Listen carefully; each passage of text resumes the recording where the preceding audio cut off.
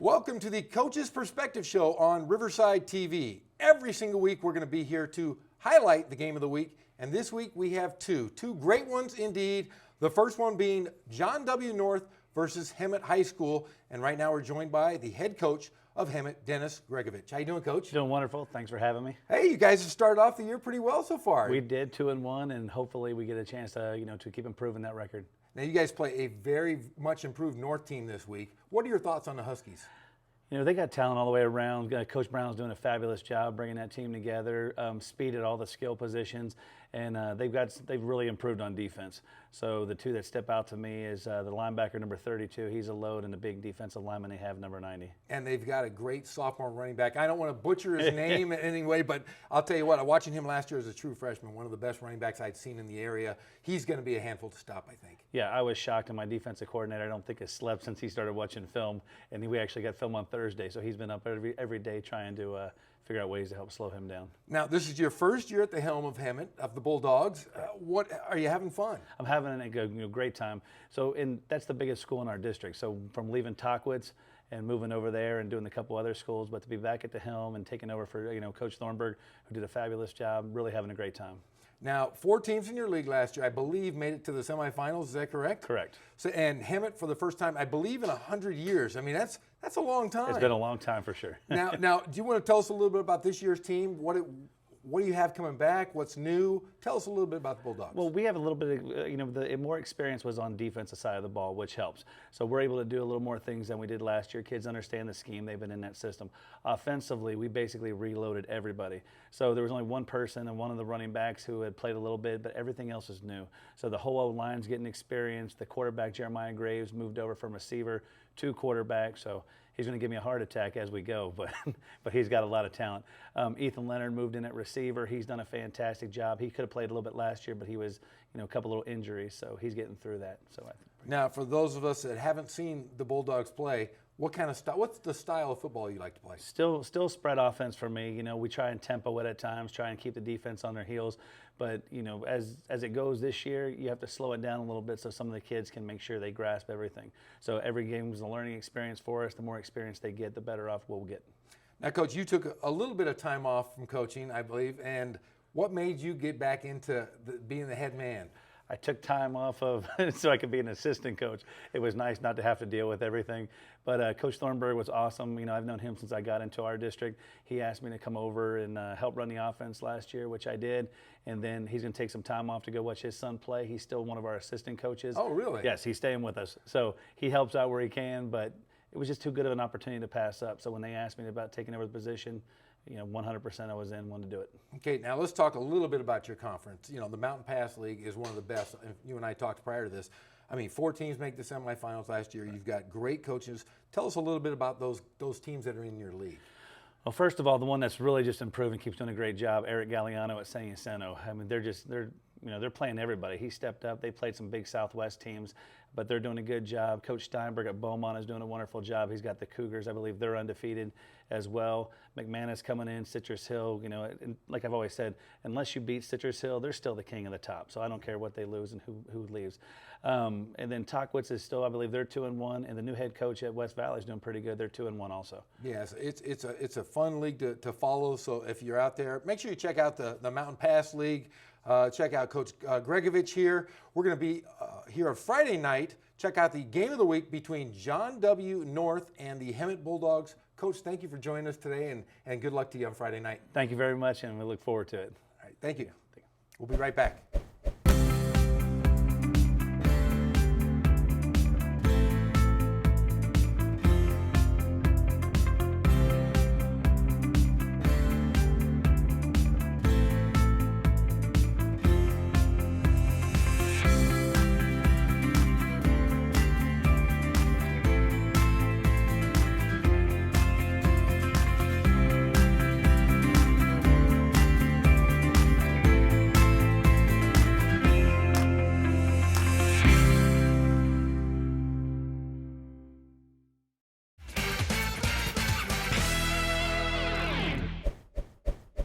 And welcome back to the Coach's Perspective here on Riverside TV. We are now joined by the head coach at John W. North High School, the great Dennis Brown. How you doing, Coach? I'm good. How are you doing? I'm doing great. Now, Coach, I've known you since I was a little boy. You and I have been running the streets of Riverside. Now, before we get into North football, give us a little bit of your family history of where you've coached and so forth. You know what? Football's definitely been in the family. We have, 15 kids in our family, so 11 boys and 4 girls, and all of the boys played, football, and the girls were cheerleaders or playing other sports, and so athletics has been a big part. But for me, I went to Notre Dame High School, and then after that to RCC, and then played at Boise State after.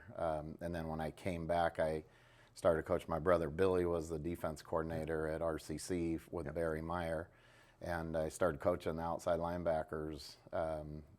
My first year there was in '84. And then from there, coaching at North with Paredes. Paredes was the head coach, and then Steve Haggerty was the head coach. Remember those guys, at different times, so I was defense coordinator there for 20 years and just thought, that's all I ever wanted to do was just be a good assistant coach and, kind of help out. And then opportunity came up and was the head coach at Pauley for a couple of years. Then went into administration. And then moved from King, went to King as the assistant principal in charge of athletics, and then back to North as assistant principal in charge of discipline, and then back coaching again. So here we are. It's like the 12 degrees of separation. You can name, I'm sure you and I know somebody together, and it's Riverside's a small place, but I'll say this. What brought you back into becoming a head coach? You were an admin. Yeah, what are you doing? I was, and I just the everyday contact and relationship with building with kids. Just missed that, and so having the opportunity to get back on the sidelines and coach was great. I mean, I always enjoyed my time at North. I think we have a great administration. Ben Nakamura is our principal, and the rest of our administration team is just awesome. And so it just was a perfect situation for me to kind of get back into it, and I'm enjoying it, and hopefully our team will continue to improve. Well, let's talk about this Huskies team. I'll tell you what, you guys start off, you had a great win against Grand Terrace. I think it opened a lot of eyes, and you guys are 2-1 right now. Your preseason schedule I look at as one of the toughest in the area. You're playing, Trinity League teams. What made you decide to do this? Well, I think for us it was we only had one opportunity this year with the schedule to make a change, and what we figured was upgrading our schedule. So we took that opportunity. Obviously, the Trinity League and playing a school like that for us. Servite's a very well coached team. They're disciplined. They're big. They're physical. They have athletes. So, it just kind of, we knew for us it was, we were going to be shown right away where our weaknesses are and what we need to improve on. And hopefully week by week, we're going to continue to fix some of those problems. It's not going to happen overnight. And, that's what we try to tell our players, is, we're still learning. We're still kind of coming together as a team. But, we were able to come away with a big win last week after trailing the whole time, and that showed some character from our kids. And I think, even though we didn't play well in the Servite game, playing that game helped us be able to come back last week against a good Temescal Canyon team. Yeah, it's a great win there. But I'll tell you what, you guys are dynamic on the offensive side. And I'll tell you, last year, I'm not going to screw up the young man's name, but he was the best freshman, and I enjoyed watching him. Tell us a little bit about your phenom's sophomore running back. Yeah, C.O. Mikaeli is his name, and he's just physical. I mean, he's a great athlete. Plays basketball on our campus just every day. After practice for a while. But he's been slowed down a little bit with injury this year. So hopefully we continue to get him back. At full speed. But he's just he's a physical, hard-running, just tough, player, and just has a great sense of the game. He's a football player. And can you tell us about some of your offensive weapons and what we expect to see from North's offensive side? Sure. Yeah, I think it starts with our offensive line, and we're young in some spots there, so we're continuing to improve. But we definitely have some weapons, all around. So we have Kevon Baptiste as a junior receiver, tall, lanky, that can go get the football. We have J.J. Adams. Great player. That's a good player. Good diversity. He's very diverse. He can run the football. He can go get it. He's got top end speed that can run away from people. So he's dynamic. And then obviously, you mentioned the back, and then our quarterback is, Corian Rayford, and he's very poised. He's been under a lot of pressure in those first 3 games. Oh, I can imagine. Those are some good teams. He's learning, he's developing, and I think, again, those games early are going to help him be able to settle down and let the game kind of slow down for him, which is just going to make him better and better as the year goes on. Now, how about those mean guys on the defensive side of the ball? Yeah. The defense has been what's kind of holding the team together, through the first, 3 games. We've definitely had some blunders in our special teams that have put us in some bad situations, but defense has stepped up and played well, and it starts with the defensive line. Brandon Beauvais inside, Naheem Hoxie at one end. You got a Hoxie. Hoxie's been around forever. Yeah, it seems like it. Yeah. He plays well for us, and then Mikaeli brothers. So we got Misi and at the nose guard, and then Telly inside linebacker, and then Jalen Stredick at another linebacker who's been very much improved this year and physical player. And Leao as our other linebacker. That's he's only a sophomore, but he doesn't play like a sophomore. So we've been pretty good up front. So we got to continue to get better. I mean, we're not where we want to be yet, but we're definitely working in the right direction, I think, there. Now, talking about this Bulldog team, have you had a chance to watch them at all? Definitely, yeah. They're a good football team. They got explosive player. Their quarterback is very good athlete, can run and throw. So he's going to put a lot of pressure on us.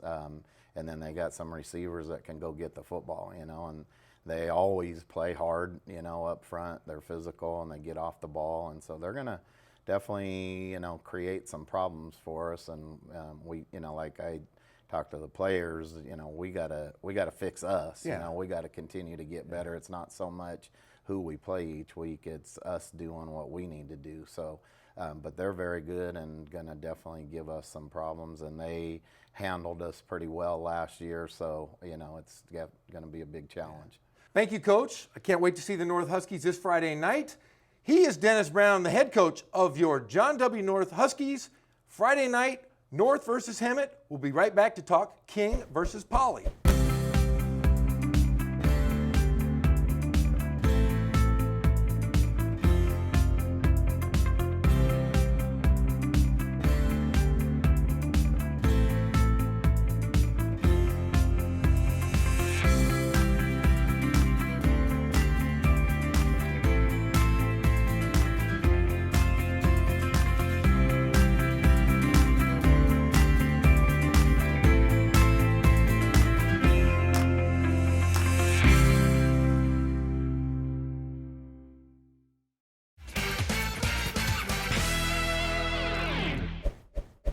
And welcome back to the Coach's Perspective here on Riverside TV. Now we're going to talk about the second game on our docket for Saturday night, and that's a big one. It's between King and Poly, kind of a big rival. And right now we're joined by the head coach of the Riverside Poly Bears, John Rice. John, how you doing? Doing great. Now, what does this rivalry mean? The rivalry is huge. It's the 14th year.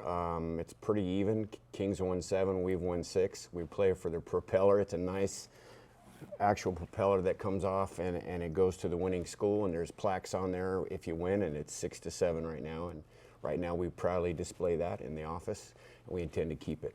In fact, last year on Riverside TV, we had that game. And in fact, you were sitting right next to me during that game. I was. And but I did remember everybody was passing around this big propeller at the end. And so that's pretty cool cool Yeah. thing that you guys can play for every year. It is, and it's really good for Riverside football when you have rivalries. I think it's really good that the schools play each other. It's good for football. It's good for the kids. Good for the community. It builds some excitement for Riverside, and I hope they continue to do it. Well, I think it's going to be a great atmosphere Saturday night game. Mm-hmm. I know I'm going to bring my family. We're all going to come check it out. My family's not even Bear fans or King fans, but they want to come check out this big rivalry. Well, once it's going to be the place to be Saturday. We have some events going on at school, and they have things going on all week. And we're looking forward to a really big game and an exciting game. We're going to be playing loose and fast on Saturday. Oh, that's great. That's great. Now, you guys have started off the season pretty well. You beat a Big 8 Corona team. What's going on over at Riverside Poly, Coach? Well, we're slowly improving the culture based on our expectations, work ethic, integrity, responsibility, accountability. Those things are coming into play now. We're playing a Corona team that had played a game before us, and we were happy with the outcome. We played hard. We have a lot of work to do. We played a really good Bonita team that's rated #1 in Division IX, and they were really, really good. We did some good things on offense. We moved the ball up and down the field. We gave up 3 touchdowns on our first 3 possessions, and we settled down a little bit, changed a little bit, and we never quit. We looked at the video and saw the kids hustling and getting to the ball, and there was no quit in us. So we're taking the positives, accentuating those, and then working on some mistakes we made and get things corrected for Saturday, and then we want to bounce back. That's our theme for the week, bounce back. Now, Coach, I've interviewed 3 guys, all head coaches that were stepped away for a bit and they came back. Now, you've done the same thing. You've been at a lot of great places. You were at Bosco prior to being at Poly. What made you decide you wanted to jump back in and be the head man again? I really was very happy being at Bosco and great program and excellence and being around great athletes and great coaches, and it was a good fit. However, after my second year there 2 years ago, after we won the state title, my son was in 8th grade, and I've really stood back and watched him play and tried not to be that dad. And one day he sheepishly walked up to me and said, "Dad, would you consider leaving Bosco when I get to high school?" And I said, "Son, in a heartbeat." So I was going to wait a year and spend my 3rd year at Bosco, and then Coach DeWitt called me and asked me if I would come and help him. So I figured I would go a year early and got fortunate enough to get the job, and so now I get to drive to school with my daughter Emily, who's in 11th grade. Okay. And Junior is a 9th grader. He's playing varsity in JV, and we get to ride to work together every day. So it's been a blessing. And another thing to come back to is you get to work with a lot of good people, and I know one guy in particular, Bill Powell, is a good friend. How did that sway your decision at all? Well, we decided that we were going to do it together. We were going to be together somewhere in the spring, and we both kind of just said, "We'll just put us where God will put us where He wants us," and we really believe that, and He did. And so we kind of do things together and talk about multiple things every day and make decisions together. And so when you're coaching with somebody that you're friends with and you have trust in, it makes it a lot easier. And he's invaluable, and I couldn't really do it without him. Okay, now tell us about this Bears team. Tell us a little bit about the offense, some of the guys that we're going to have to highlight on Saturday night. We have some athletes running around in the skill positions. Bud Burney is a quarterback, and Great player. He was player of the game against Corona and rushed for 100 and threw for 100. Was player of the game. And Ethan LaMontagne can also play quarterback and will play some quarterback. He unselfishly is playing wide receiver, and we got to get him the ball a lot. He also plays safety. Starts at safety, but Bernie starts at corner. Ethan had a pick in the game, a huge one, and then we have 3 or 4 other receivers who can catch the ball and run good routes, and then we're kind of doing running back by committee, and getting in different formations and running some old school Bill Powell power and running between the tackles and make people stop us. So I like what we're doing on offense. We need to spread the ball around and keep defenses honest. But we have some playmakers, and we got to remember not to make it too complicated. And now on the other side of the ball, conversely, who are some of the guys on the defensive side that we can look at? Well, the player of the week the first 2 weeks is Joseph Serta. He's the heart of our defense at linebacker. Then we have Ethan LaMontagne at safety, and we have Bud at corner. We have 2 of our captains on the team are playing defensive line. Daniel Ledbetter, who's a returning defensive end, and then Alandi Telemac. Those 2 are captains, and so is Ethan, and so is Bud. So we have 4 captains on defense. We're a little bit undersized, but we get to the ball, and we play with a lot of passion.